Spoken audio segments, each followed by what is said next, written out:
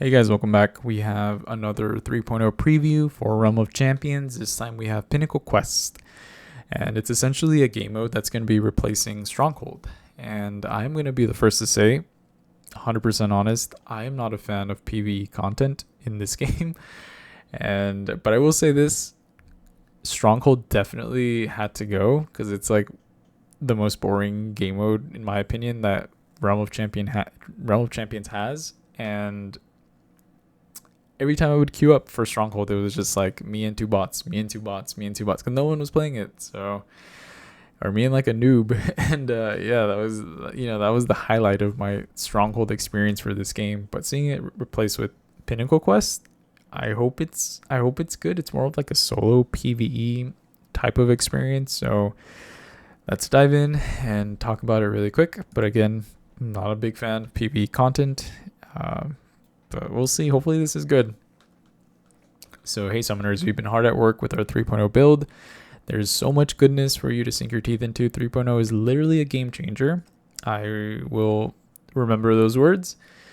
With new progression systems, which is Summoner's Journey, which we talked about in our last Realm of Champions video, new gear, a new house and champion, which we know is the Asgardian Thor, and more. So I'm curious to know what that more is.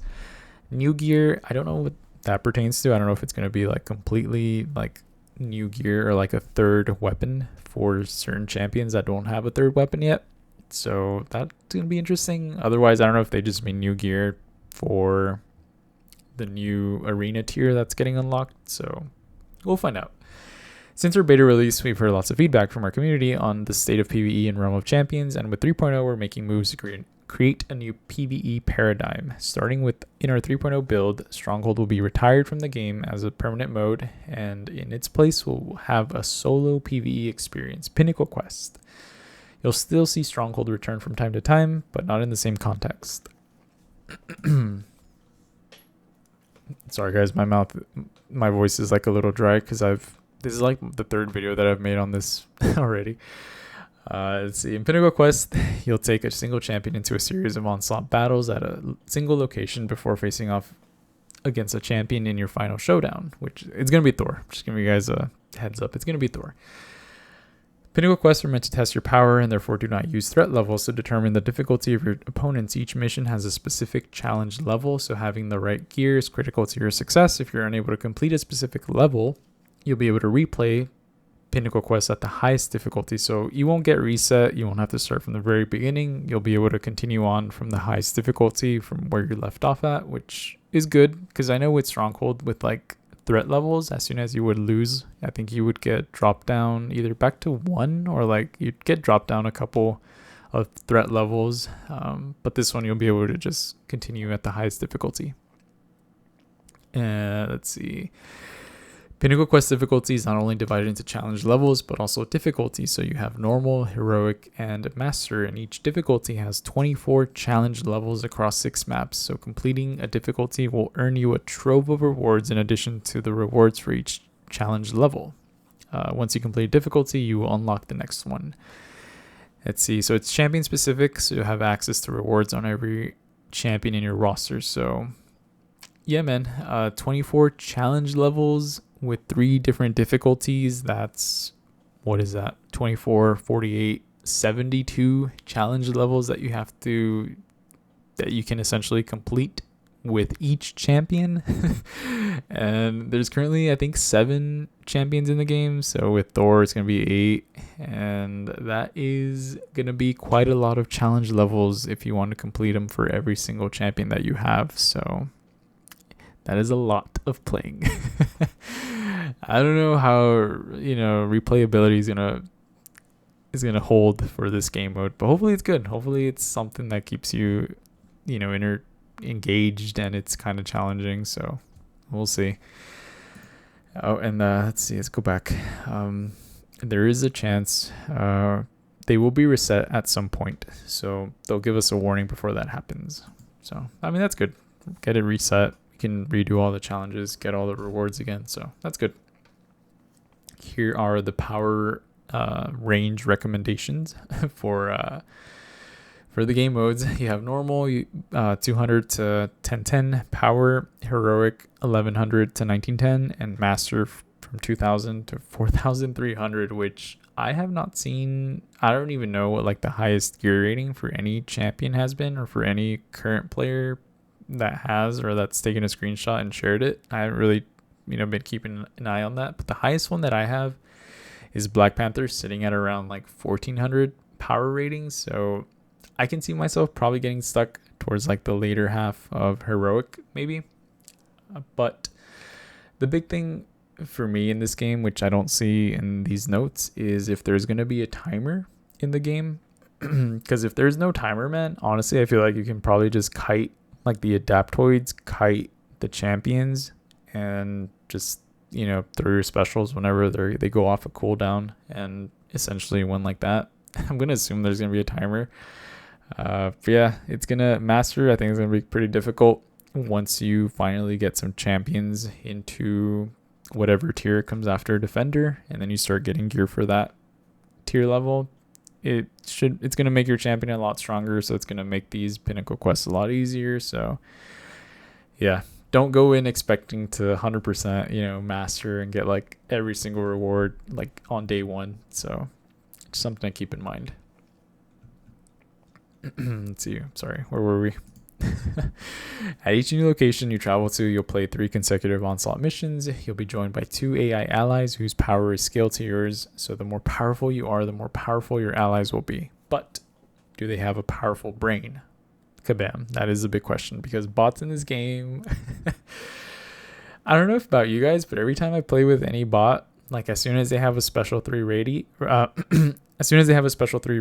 they essentially use it. It doesn't matter if like the enemy is like so close to dying, they will use it. Okay, they don't care about holding cooldowns or anything like that. They're gonna use it. So yeah, hopefully the AIs are smart. These champions will be different depending on what champion you're playing, so your team comp is more ideal. You won't have a full melee team, so that's good. The mission structure is as follows. Mission 1 will have 2 waves, mission 2 4 waves, mission 3 6 waves, mission 4 will be the showdown. All right, so the boss fight, will be mission 4. Keep in mind that since missions 1 through 3 are onslaught missions, you'll alternate between waves of adaptoids. So on odd waves 1 and 3, you'll have adaptoids and champions on 2 and 4. The champion you fight will always pertain. One of the champions will be the champion whose house the map belongs to. So for example, if you're playing in Badlands, you'll face off against Hulks paired with another champion. When it comes to the 4th mission, you'll be taking on Thor Giant Slayer. And unlike threat levels, failing a mission does not change the difficulty or reverse your progression in Pinnacle quests, so attempt each mission as often as you'd like. And if you're stuck, make sure to seek out more power by raising your battle rating to unlock new tiers of gear, or getting rewards from the store or event objectives, or getting those sweet bundles. Let's see. While we don't think Stronghold has a clear place for a permanent mode in the game right now, we do know that it was a good place to play some low-intensity PvE missions. In order to provide a low-intensity PvE experience, Pinnacle Quest can be replayed at the maximum difficulty for any previously completed map as much as you'd like. So, for example, you complete challenge level 8, Showdown at the Daily Bugle. You move on to Utopia. You can replay at challenge level 8 at the Daily Bugle. So, I mean, that's pretty good. That's good. I mean, for whoever, I don't know anybody, but whoever enjoyed Stronghold, here's something you can look forward to. Let's see. And then here we have a buff that will be present at each location. So depending on the map that you're playing on, we have Kamartage, Daily Bugle, Utopia, Ironmongery, Necropolis, Badlands, and Thor. Has no map on this thing for now. But essentially, guys, on normal difficulty, I don't see heroic, so maybe heroic isn't even going to have this buff on the maps. That's what I'm going to go ahead and assume here. But on normal difficulty, for every single champion, the first weapon that they come with when you first unlock them, the OG weapon, So for example, the book, Sorcerer Supreme, you have the web shooters, you have the blizzard wand, super laser, the claws, the hammer.